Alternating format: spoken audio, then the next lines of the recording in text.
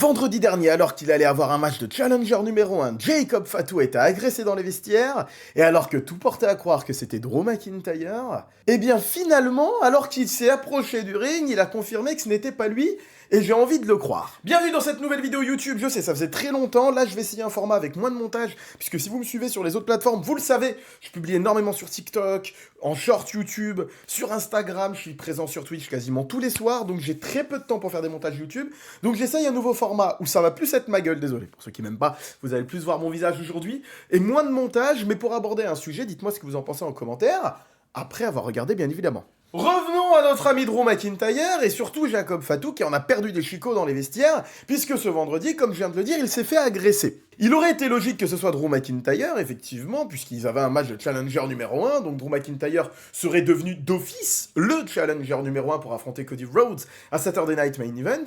Cependant, Drew McIntyre, tout aussi content de la situation, a précisé que ce n'était pas lui. Et j'ai envie aujourd'hui d'aborder le sujet avec vous et émettre des hypothèses sur ce qui a pu se passer. Je vous ai d'ailleurs demandé en live, pour vous, qui aurait pu être le potentiel agresseur, et il y a des choses qui sont revenues plusieurs fois, et on va commencer par les scénarios peu probables, voire trolls, et ensuite on terminera par les scénarios plus probables. It's all gas!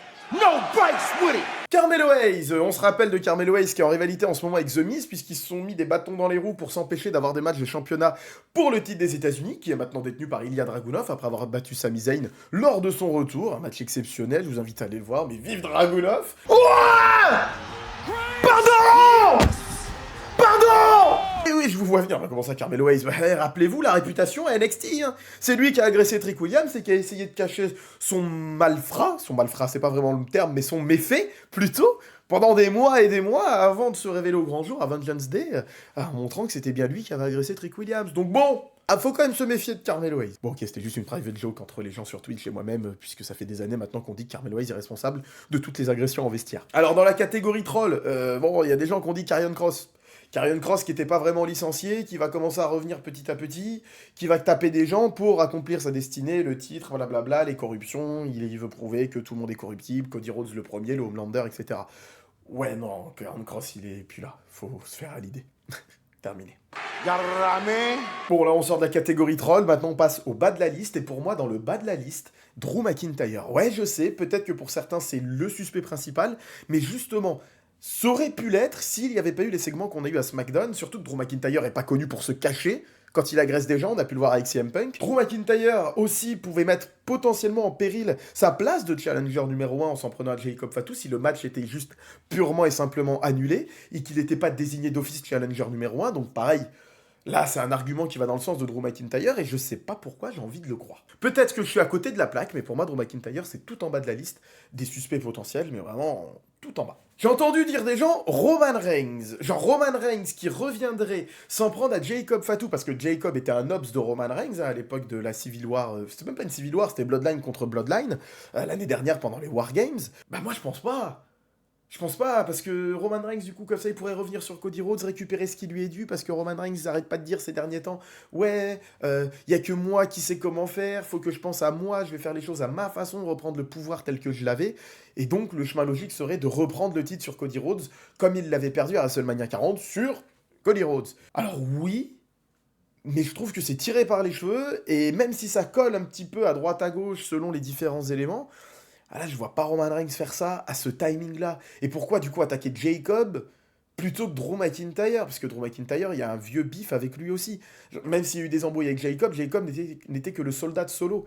Alors que Drew McIntyre était l'opposé direct de Roman Reigns quand ils sont affrontés. On se rappelle de Clash at the Castle, les débuts de Solo, Sikoa, etc. dans le main roster. Donc, pour moi, c'est alambiqué. Trop alambiqué, Roman Reigns. Trop tiré par les cheveux, trop capillotracté. Et le dernier de la catégorie des bas, très bas, avec peu d'arguments, Sami Zayn. On m'a dit Sami Zayn. J'avais pas pensé.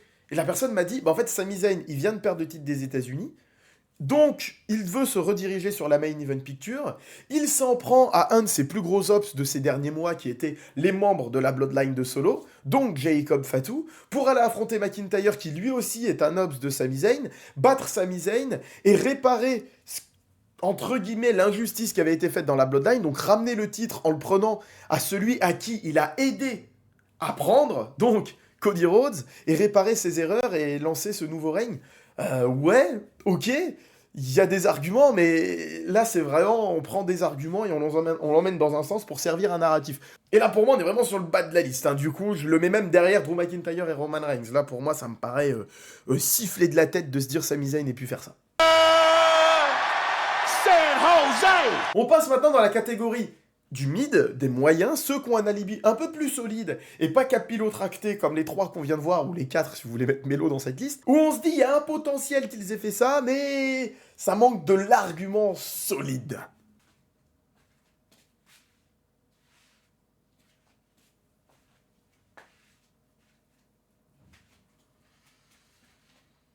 Et là ça va peut-être vous paraître bizarre, mais Aleister Black et Zelina Vega.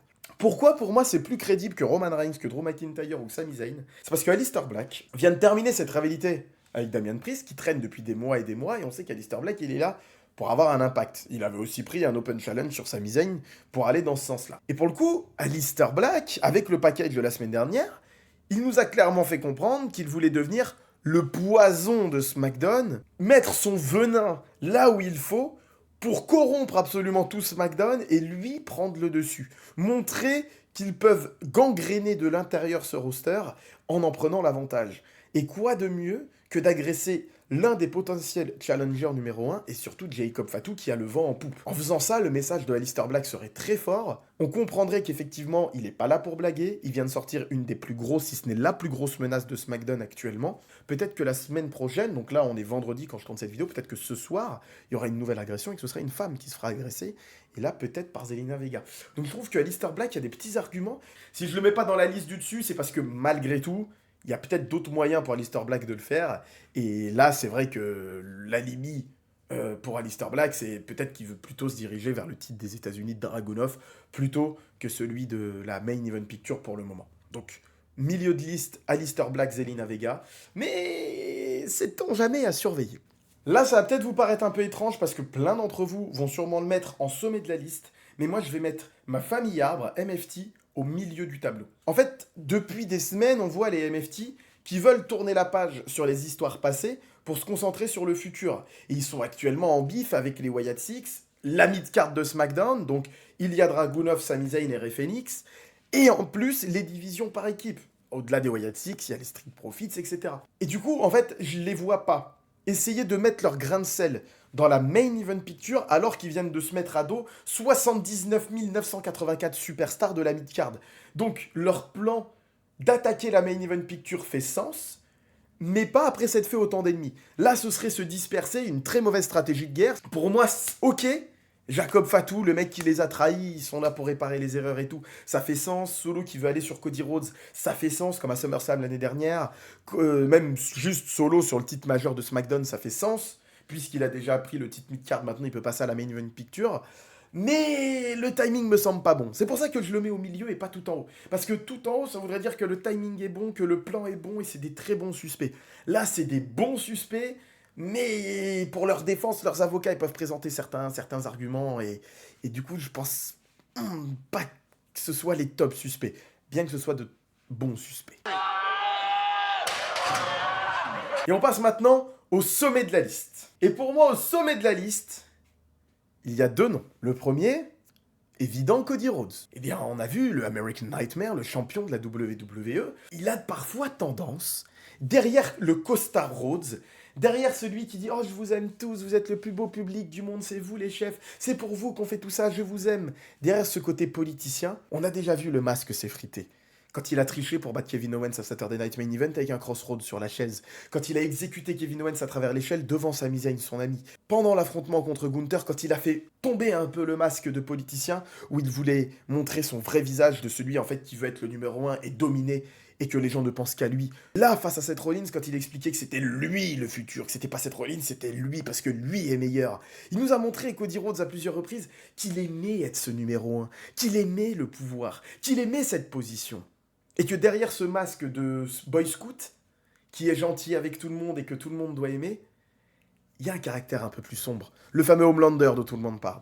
Et Jacob Fatu lui fait peut-être beaucoup plus peur que Drew McIntyre. Parce qu'on a vu Drew McIntyre, il a tendance à flop depuis quelques années au moment de récupérer le titre. Le seul moment où il réussit, Ça, WrestleMania 40, il se fait cash-in dessus. Sinon, depuis, c'est flop, after flop, after flop, after flop, after... Donc je me dis que Cody Rhodes, il a peut-être moins peur d'affronter Drew McIntyre, sachant qu'il a cette viscéralité en lui, Cody Rhodes, puisque Drew McIntyre l'a blessé, dans le kayfabe pendant un mois après SummerSlam.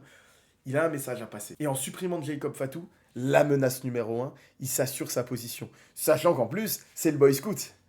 Personne ne le suspectera. Ceci étant dit, pour moi, il y a une personne que je regarde en bizarre et que je vais guetter plus que Cody Rhodes dans cette affaire.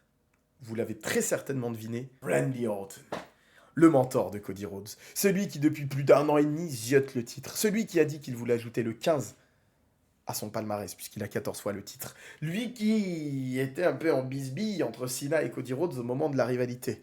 Lui qui a affronté John Cena pour justement essayer de récupérer ce titre et ce numéro 15. Lui qui, on le sait, entend des voix.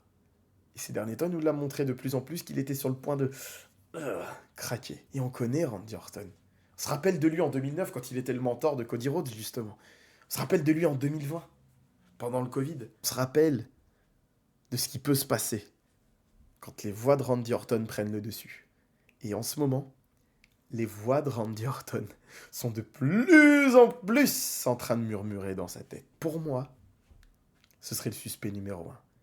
En faisant croire qu'il est là pour aider Cody Rhodes. Je vais t'aider, Cody Rhodes. Ne t'inquiète pas, je suis ton mentor, je suis là pour toi. Tu me l'as dit, si t'es là, c'est grâce à moi, ça me touche. Je ferai tout pour toi, Cody Rhodes. Jusqu'au moment où la sentence va tomber. Pen kick dans sa tête. Et Randy Orton qui essaiera de récupérer le titre. Pourquoi pas WrestleMania. Le timing est bon. L'alibi est bon. Il peut jouer sa comédie et faire passer ça pour quelqu'un d'autre. Donc il peut bien se planquer. Le méfait semble être accompli à la perfection vis-à-vis de ce qui se passe avec Drew McIntyre. Et ça fait quelques temps qu'on n'a pas vu Randy Orton. Pour moi, c'est le suspect numéro 1. Très peu de montage, comme vous avez pu le voir. Je vous ai balancé quelques photos à droite, à gauche, mais c'est tout. C'est surtout moi que vous avez vu parler, donc j'espère que c'était intéressant. J'espère que vous avez kiffé ce format. Moi, ça me demande moins de montage et ça me permettrait de vous en sortir plus régulièrement et d'aborder ce genre de sujet d'actualité, savoir ce qui se passe, se creuser la tête, essayer de réfléchir à ce qui peut se passer, faire du fantasy booking, voir des théories, comme je vous le fais en short. Si vous voulez des théories un peu plus longues, n'hésitez pas à me le dire en commentaire. En tout cas, merci beaucoup à tous d'avoir suivi cette vidéo. Mettez-moi donc de nouveau en commentaire ce que vous en avez pensé. N'hésitez pas à me suivre sur toutes mes autres plateformes, que ce soit TikTok, que ce soit Instagram, que ce soit, même Twitter, mais surtout Twitch, où je suis extrêmement présent. N'hésitez pas à me rejoindre sur toutes ces plateformes. On fait beaucoup de contenu, notamment sur Twitch. On regarde tous les shows WWE, les mardis soirs 20h pour Raw, les mercredis soirs 20h pour NXT, les samedis soirs 20h pour SmackDown. On fait les pay-per-view soit en direct, soit en rediffusion le lendemain avec les images, notamment pour NXT. Donc n'hésitez pas à rejoindre, c'était le moment auto-promo. N'hésitez pas à commander bien sûr Oli, avec mes liens partenaires qui sont disponibles en description. N'hésitez pas à commander sur le shop WWE. Actuellement, il y a 40% de réduction. Donc n'hésitez pas, en passant, tous mes liens sont en description partenaire. Merci à vous, bonne soirée, bonne journée, selon l'heure à laquelle vous regardez cette vidéo.